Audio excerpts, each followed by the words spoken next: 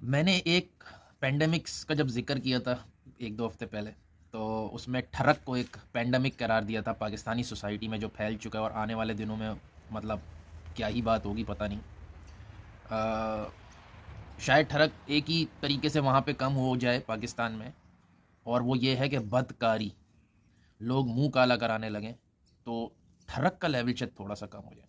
अब होता क्या है कि हम जब भी अपने माशरे में या कहीं भी कोई प्रॉब्लम देखते हैं, तो उसका वन लाइनर कोई सिंपल सोल्यूशन करने की कोशिश करते हैं कि यार माशरे में ठरक क्यों है।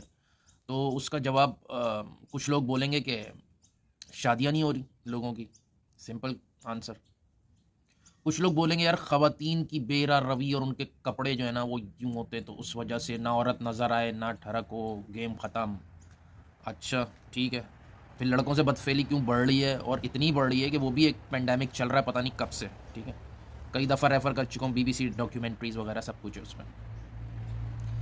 तो अच्छा, मैं भी एक सवाल का जवाब, मैं बहुत अरसे से कुछ सवाल ऐसे हैं जो कि मैं बहुत सालों से जिनका जवाब ढूंढ रहा होता था या होता हूँ, अभी भी हैं बहुत सारे सवाल ऐसे जिनका जवाब मुझे नहीं मिला, ढूंढ रहा हूँ। तो उनमें से एक सवाल ये था कि मैं ये समझता था कि अगर किसी में ठरक का लेवल है, या होता है एक आम इंसान में फ़र्ज़ करें, लेकिन अगर वो शादी कर ले या मल्टीपल मैरिजेस कर ले, यानी कि भाई जिसमें ठरक ज़्यादा है, बीवी से नहीं बनती है, वो दूसरी कर ले, तीसरी कर ले, चलो 3 हो गई। भाई इस्लाम ने गुंजाइश दी है ना, ऑर्डर नहीं दिया लेकिन एक लिमिट लगा दी कि भाई अपर लिमिट तुम्हारी 4 है, वरना पहले तो अल्लाह ही माफ़ था कि क्या हाल। तो खैर चले। तो मैंने ये नोट किया कि यार मैंने ऐसे लोगों को देखा, 2-2 हुई हुई हैं, 3-3 हुई हुई हैं। ठरक का लेवल नहीं, ठरक का लेवल तो अगला ही लेवल है, ठीक है, कुंवारों से ज़्यादा लेवल है। तो इस अब ये क्यों है? तो इसका मैं जवाब देता हूँ एंड में। लेकिन माशरे में ठरक क्यों होती है, हमारे माशरे में ठरक क्यों है इतनी ज़्यादा, एक रीज़न नहीं है, मुख्तलिफ 12-13 रीज़न से गुजारता हूँ और फिर अपने इस सवाल का जवाब देता हूँ, और बहुत ही क्विकली कि यार कुछ हल इसके हो सकते हैं छोटे मोटे, कि यार इसको कंट्रोल किया जाए। तो नंबर एक है कि माशरों में ठरक बढ़ती है जब छड़े छांट वहाँ ज़्यादा हों। अब हमारे मुल्क में ये होता है कि जो बिग सिटीज़ हैं, कराची है, लाहौर है, इस्लामाबाद है, वहाँ पे ड्राइवर, चौकीदार, फलाना ढिमाका, ठेले वाले, ये वो फलाना, ये सब यहाँ पर आते हैं, थोड़ी यंग एज में ही आ जाते हैं और छड़े छांट होते हैं। जिस माशरे में भी छड़े छांट होंगे और छड़े छांट रहेंगे, बग़ैर फैमिली के रहेंगे, लंबे अरसे तक रहेंगे, वो मुसीबत बनेंगे, चाहे वो पाकिस्तानी किसी गैर मुल्क में ही क्यों ना जाए। वेस्टर्न कंट्रीज में जब छड़ा रहता है तो वो माशरे पे इस किस्म के अजाब डालेगा।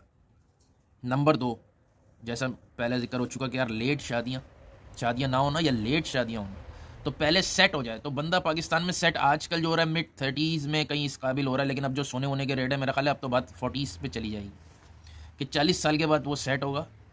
जब मेरा ख्याल है कुदरती ठरक उठानी शुरू कर देती है उस वक्त तो वो सेट होगा। तो सोचें उससे पहले कितना माशरा अपसेट होगा, और वो कितना अपसेट होगा, और वो क्या करेगा। नंबर 3 के अदर देन शादी कोई और चीज़ भी नहीं है।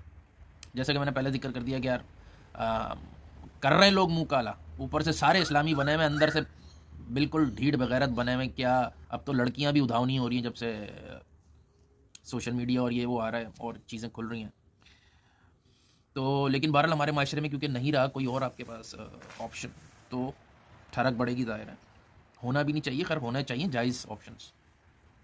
नंबर 4, वो ये है कि माशरे में ख़वातीन का ना दिखना।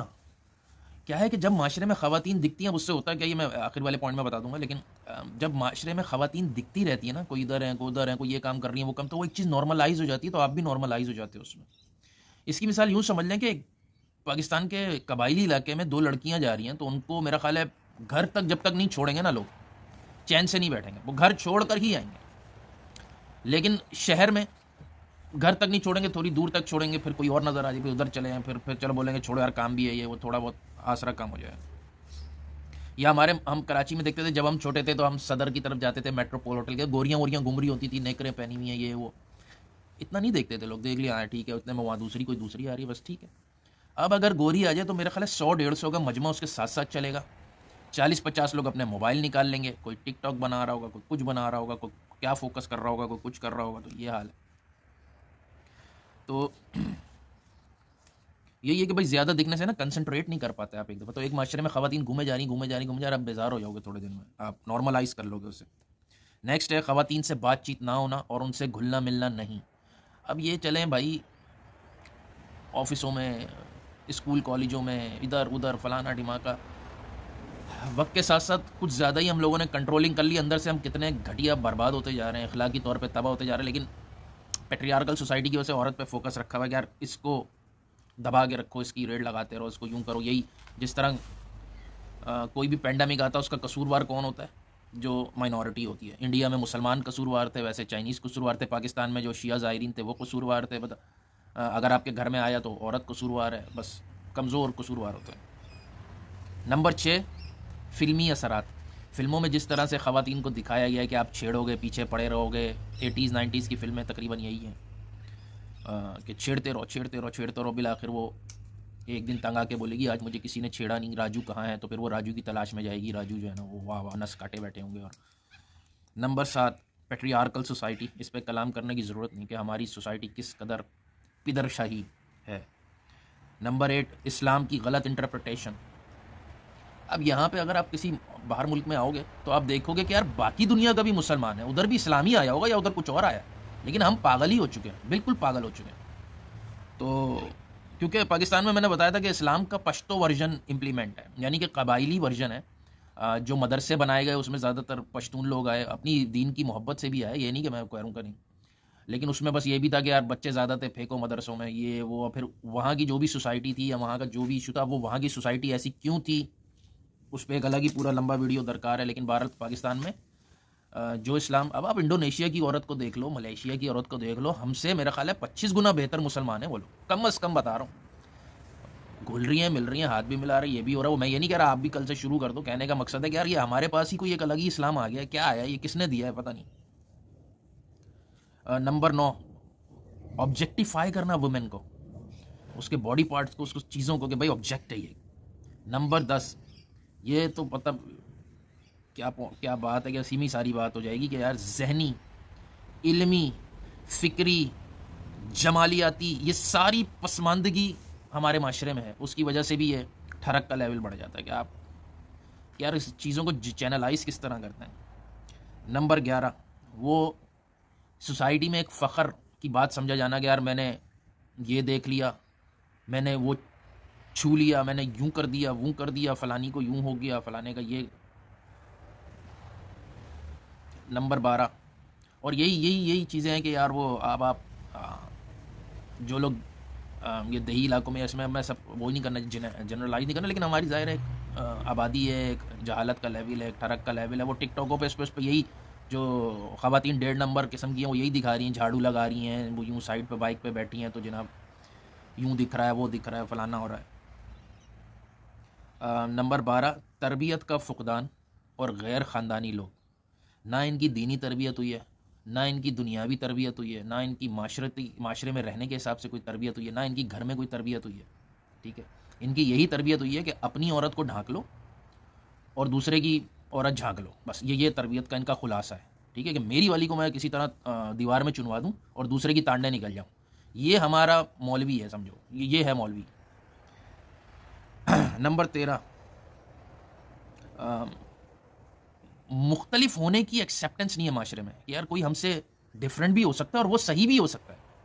ठीक है, हर किसी को मैंने मुसलमान करना है, साला अपना जैसा मैं हूं ना, हालांकि जिस तरह के हम मुसलमान हैं शर्म आनी चाहिए हमें, लेकिन अपने जैसा बनाना है। और जब सब अपने जैसे बन जाएंगे तो मैं अंदर से उन्हीं के जैसा बन जाऊँ, यानी मेरे अंदर सारे खांचे चलते ना, ऊपर से टोपी पगड़ी पाइचे ऊँचे करके मेरा अंदर चलता रहे काम। ओके, लास्ट वो ये कि मेरे सवाल का जवाब क्या था, जिसको मैं ढूंढ रहा था कि यार 2-2 3-3 शादियाँ हो जाती हैं फिर भी ये ठरक क्यों नहीं जाती इन लोगों की। तो इसका जवाब था, अब आप देखिए इस्लाम में ये कि यार पहली नज़र अगर औरत पे पड़ गई आपकी तो कोई बात नहीं, लेकिन क्या है कि आप दोबारा उस पर नज़र नहीं डालो। उससे होता क्या, ये मुझे नहीं पता था लेकिन फिर पता चला किसी तरह कि होता क्या है कि आप पहली नज़र देखते हो ना, आपको कोई चीज़ दिखी कुछ भी, अब आप लेकिन आपका होता क्या है कि जब तक आपका ब्रेन एक ठरक सिस्टम ऑन नहीं करेगा ना, अब आप उसको जब सेकंड नज़र में देखोगे ना, तो अब आप चस की नीयत से देखोगे, शहवत की नीयत से देखोगे, बुरी नज़र से देखोगे, गंदी नज़र से देखोगे। लेकिन पहली नज़र पड़ जाएगी ना, चाहे सामने कितनी ही बड़ी बुराई क्यों ना हो, आपको वो चस फील नहीं होगी, ये नोट करना। तो क्या होता है कि आप सिस्टम ऑन करते हो, तो अच्छा सिस्टम ऑन, ये तो एक नॉर्मल चलते फिरते की बात होगी ना, लेकिन सिस्टम ऑन कब होता है तो इस जो मेरा सवाल था मेरे जहन में, उसका जवाब, बहुत सारी चीज़ों का जवाब वही जवाब है, फिरागत।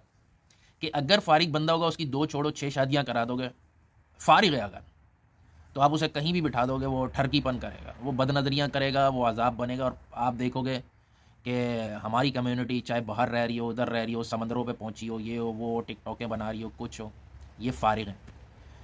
बाहर की कौमें फारिग नहीं है, इनको पता है, और इनके दिमाग में वो चीज़ है ही नहीं। इन्हें पता है कि यार जब हमें फ़लाँ चीज़ चाहिए होगी वो मिल जाएगी, वो हमारी वो फ़लानी गर्लफ्रेंड है, ये है वो माइंड उनका क्लियर है। या एक मसरूफ़ बंदा, उसकी एक भी बीवी हो, उसके लिए इतना कोई बहुत ज़्यादा इशू नहीं है। लेकिन ठरक का लेवल भी है, कुछ है भी जस्ट दस्तियाब नहीं, और फिर फरागत हो, तो ये फरागत जो है ये सबसे बड़ा आप कह लेंगे इंग्रेडिएंट है ठरक के लिए। अब टाइम बहुत ऊपर हो गया, तो बस मैं क्विकली क्या क्या चीज़ें की जा सकती हैं। अव्वल तो बहुत सारे मसलों में ही हल पता चल गया होगा कि यार फारिग नहीं होना चाहिए हमें, छड़े छाट ज़्यादा ना रहें, जल्द शादियां कर लें। इसी तरह पाकिस्तान में जिस चीज़ की कमी है, लॉज स्ट्रिक्ट नहीं है। एक आज तक मुझे बता दो बच्चों से बदफेली में कितनों को सज़ा हुई है, ज़ीरो जवाब आएगा अनलेस उसने उस बच्चे को कत्ल ना कर दिया। कितनी सज़ाएं, कितने जिना के मुजरिम जिनको जी संसार कर दो और फलाना कर दो और इस्लाम में ये है और इस्लाम में वो, कितने बंदे सेंट्रल जेल में इस जिना के मुजरिम बैठे हुए। मुझे उसके नंबर कोई दे दे, पता चलेगा ज़ीरो। बकौल जुनैद अकरम उसने कहा कि हम जेल गए तो वहाँ पे कोई इसका मुजरिम था ही नहीं, होता ही नहीं हमारी सोसाइटी में, ज़ीरो है।